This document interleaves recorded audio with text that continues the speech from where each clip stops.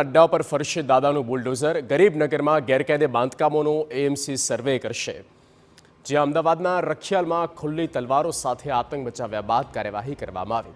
Police કર્મીઓને ડરાવનારા લુખ્ખાઓ ગરીબનગર 4 રસ્તા પાસે છાપરાઓ બાંધી રહેતા હતા, જે જમીન અમદાવાદના મહાનગરપાલિકાની માલિકીની હતી।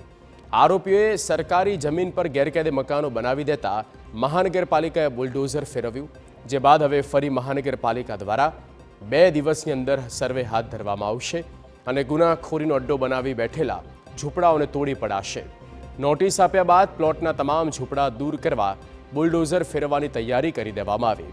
જે લોકોને મકાનો ફાળવવામાં આવ્યા તે લોકોને મકાનોમાં પરત જવા અને ખાલી કરી દેવા જાણકારી આપી અને પ્લોટ ખાલી કરાવી કબજો મેળવવામાં આવશે।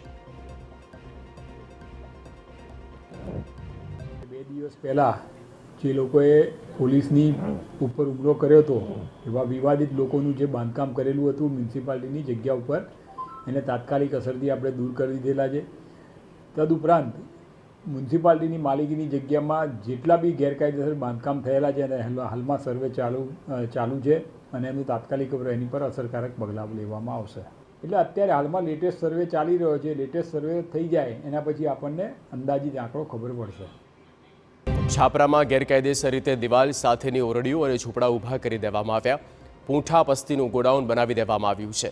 છાપરામાં મોટાભાગે દારૂ, જુગાર અને અન્ય ગેરકાયદેસર પ્રવૃત્તિઓ થાય છે અને કેટલાક અસામાજિક તત્વોએ કબજો પણ કરી લીધો છે।